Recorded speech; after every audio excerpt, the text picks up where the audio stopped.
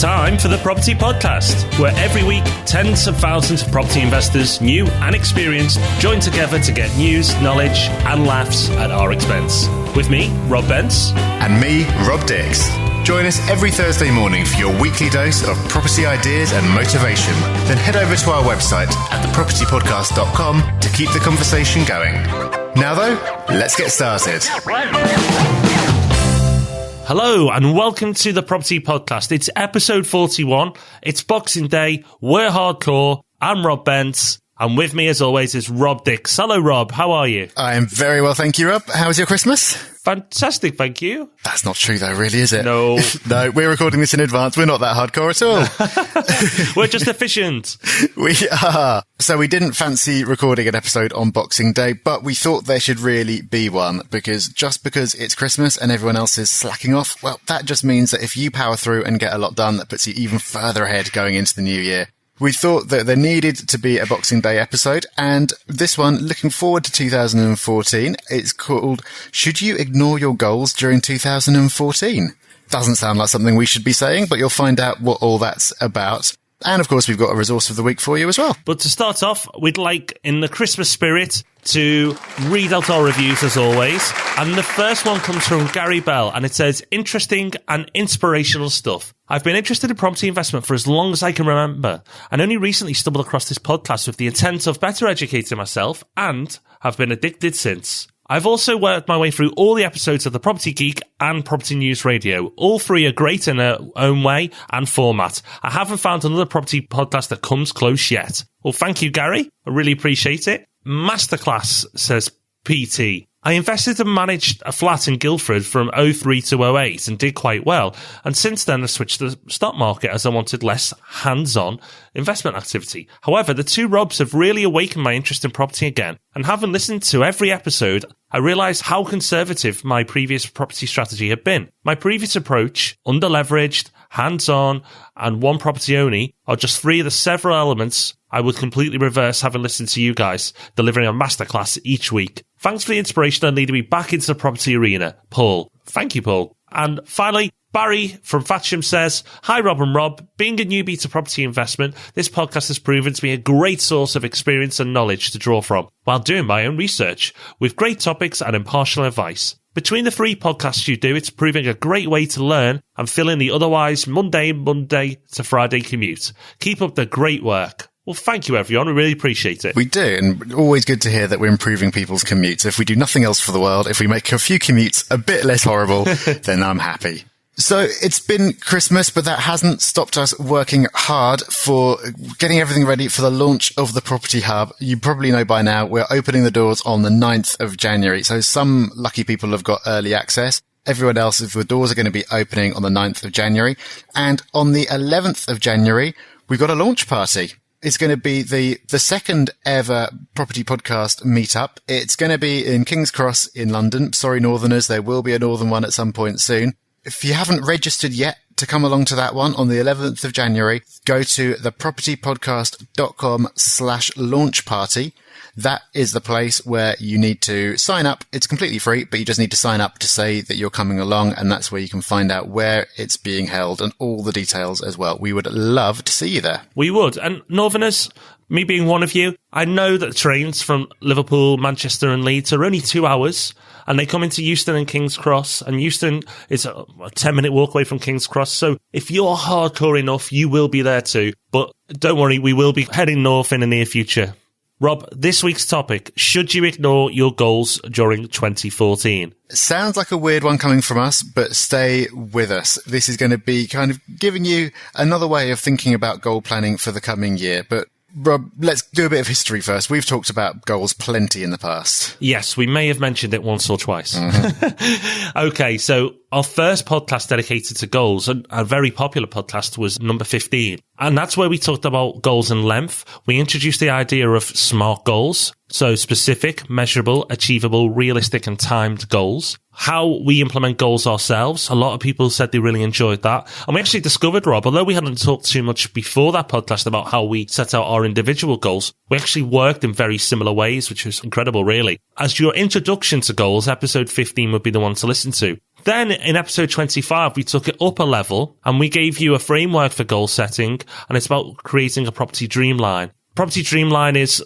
looking at your life in the future, costing it out, and then putting a plan together to make sure you get there. Something that I'm going to be doing over the Christmas and New Year period, the property dreamline. It's not something I've really done too much before. Goal setting for 3-year periods is how I've worked before, but I'm going to be putting a dreamline together with my wife over the Christmas period because I think it's a really effective tool. But going into the new year, goal setting is obviously on most people's minds. A lot of resolutions out there. But Rob, the reason for this podcast is there are effective ways of going about this and there are ineffective ways. There are. And I think at this point I should make a confession. For all this talk of goals, I actually made a big mistake when I was setting my goals for 2013. So around this time last year, I set goals for all kinds of different aspects of my life, but the ones relating to my business, I made some goals which I didn't hit, and in retrospect, I never stood a chance of hitting them. They were smart goals up to a point. They could definitely have been smarter. That acronym makes sense if you listen to episode 15. But there was something missing, and I think deep down, even when I was setting these goals, I knew that I didn't have a system for how I was going to work towards achieving them. In that respect, they were more hopes than they were goals because I couldn't break them down into what I needed to be doing week by week and plot my progress towards achieving them. And what that meant was that by the middle of the year, I was just completely demoralized. I knew I wasn't getting anywhere with them. I never really even went back and reviewed my goals because I just knew that it wasn't going to happen. And going back and reviewing your goals, as we know, is really, really important. So having any kind of goal is better than having none at all and just kind of drifting along aimlessly. But that goal needs to be backed up by a plan of action, and that action needs to become a daily habit. So that was a big mistake that I made this time last year, which I don't plan on making again. Okay, so what can we do? Well, we have to look at goals versus systems. And we've taken the idea of goals versus systems from James Clear and a blog that we'll link to in the show notes. And it's a really good blog. But let's have a look at it. If you're a football coach and your goal is to win the league, then the system is what you get your team to do at training each day. So you can say I want to win the league, but then if you just all lounge at home Monday to Friday eating pies and then turn up at the weekend hoping to win every match, it's not going to happen. So you need a system, and that system is the training every day. If you're a writer, your goal is to write a book. Your system is the schedule for every day to contribute to that book or every week. As a property investor, it's no different. So your goal might be to buy 2 properties this year, but you need a system to make that happen. Just saying you're going to invest, well, it's better than nothing. Having a goal, having a smart goal is even better. But then you have that system, that plan in place to make sure you get there. Exactly. So James Clear in this blog post goes further, and he says that you should actually ignore your goals completely and focus on your systems. So as the year goes along, your systems are the only thing that you should concern yourself with. Here are the reasons that he gives. He says that goals make you unhappy. When your focus is on goals, you're constantly focusing on what you don't have right now or what you can't do right now, instead of appreciating the progress you're making. He also says that goals are incompatible with long-term progress. And what he says is that if your goal is to run a marathon, then you might stop running as soon as you've completed that marathon and lose all the gains that you've had in terms of your fitness, because all you were focusing on was that goal of completing the marathon. After that, why should you carry on? That wouldn't happen if you'd concentrated instead on a system of running 3 times a week, because then, like, sure, you execute your system, you hit your goal of running the marathon, but then just keep executing that system and keep the gains that you've made. He also argues that goals suggest you have control over the uncontrollable. That's where I went wrong this time last year. I wanted a particular outcome, but it wasn't backed up by a system. His argument basically is taking an example that Rob mentioned earlier. If you have a system for writing 1,000 words a day, you can completely forget that you want to write a book. The book will write itself automatically just as a result of you executing this system. The goal just kind of happens. Whereas if you take things the other way around and you just focus on the final outcome of the book being done, you're constantly going to be dissatisfied with the current situation because it won't be done. And as soon as the book's done, you'll stop writing and you'll be out of the habit.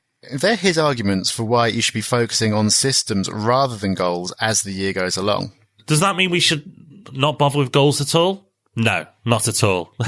We're I was going to say Mr. and Mrs., but then we'd have a debate on which one's which. We're Mr. and Mr. Goals. So of course not. You need both. Your systems give you the action that you need to take every day or every week. And that might be viewing 5 properties every weekend, or calling 10 estate agents, or putting £200 a week into a savings account, or reading books, or contributing on forums, whatever it may be. Your goal helps you make the right decisions along the way. Of all the properties you viewed, you'll buy the ones that are most likely to get you where you want to be in 2 or 5 years. A goal without a system has a limited chance of being achieved, but a system without a goal leaves you open to making decisions that don't support your long-term aims. So you have to have those goals. It's really, really important. You need a direction. You can have a system to run 10 miles every day, but if you don't know where you're trying to get to, then what's the point? It's a balance. So every day, focus on executing your systems. How often you review your goals is up to you. Ignore them for stretches of time if you find that focusing on goals produces negative effects. The goals must be there, and you must at some point review them to make sure the action you're taking is moving you closer to achieving them. It's having that balance. To sum up, should you forget about your goals? No, of course not. Would you ever think that was seriously going to be the answer? But you should have goals, and you should review them on a regular basis to keep you motivated and make sure that you're taking the right action. But you're far more likely to achieve a goal if it's backed up with a solid system. Every so often, you can have goal review sessions, but in between those sessions, you can just focus on taking action. When you're writing down your goals for 2014, like we're going to be, also write down the system that you're going to follow every day or every week to make sure you stay on track and reach your goal. I think that's where I went wrong with some of my goals last year. And it also reflects on what we talked about all the way back in episode 15. We talked about how we each kind of try and break things down week by week to reach our larger goals. So the idea of a system is just another way of looking at those little micro steps that you break things down into. If you can take those things, break them down into small parts, have a system for executing them, make them habitual, then it'll seem almost effortless. And when you sit down to have your goal review session, you'll be amazed at how much progress you've made towards it. Should you ignore your goals? Nope, not at all. Go do it now. Yeah, absolutely. Go write those goals. Yeah. Okay. We talked about goals. We talked about systems. I mean, God, this was going to be an episode we love. Systems and goals, the two together. This is like the best episode ever for us. Our resource of the week this week links directly into this, and the time of year as well. And Rob's mentioned, and I mentioned in this podcast, that looking at your goals, sometimes if you don't hit them, it can make you feel a little low and a little negative. My resource of the week, and it's something I've done for the past few years, and I do this once a year. I try to do it, daily, but definitely every year I sit down with my family and we reflect. And we don't reflect on what goals we haven't done. We reflect on what we have done. We ignore what we haven't done. Okay, we set big goals, but let's not punish ourselves for not hitting them. Let's look at all the things we have achieved this year, the things we should be celebrating because we took the time to write some goals, because we put the efforts in to try and making them. And let's pat ourselves on the back, clink our glasses of wine or water if you prefer, and go, you know what, that's fantastic. Remember to look back and congratulate yourself for what you have done. Don't focus on beating yourself up for what you haven't done. Spend that time, put it in your calendar, even if it's just for half an hour, and reflect and look back through your year and list out all the things you've done. Forget what you haven't done. Look at what you have done. You'll feel so much better and so more infused and so much more positive when you go to set your goals for the next year, because you'll be in a positive state of mind looking at all the things you have achieved, which will give you encouragement for the following year. So the resource of the week this week is reflection. It sounds like a bit of a strange resource of the week, but I'm really glad that you included it. I think it's a very important point. So instead of spending half an hour messing around with whatever piece of software we would have made as our resource of the week, take that half hour and put it into reflecting. A lot of the listeners I've met and corresponded with are really, really driven people, very goal focused, which is fantastic. But that does mean that you can end up just kind of always striving for the next thing and not thinking about what you've accomplished already. So definitely take that time to look back and pat yourself on the back. Absolutely. Well, we've been quick this week, but I think we've packed in a lot of value. I hope you've enjoyed it. Next week, Rob, we've got a bumper episode. It's our predictions episode. Property prices for 2014. What's going to happen? You can find out next week. You can, with the help of us and some guest experts as well. So that's going to be a great one. And of course, before then, if you haven't signed up for the launch party for the Property Hub yet, go do that.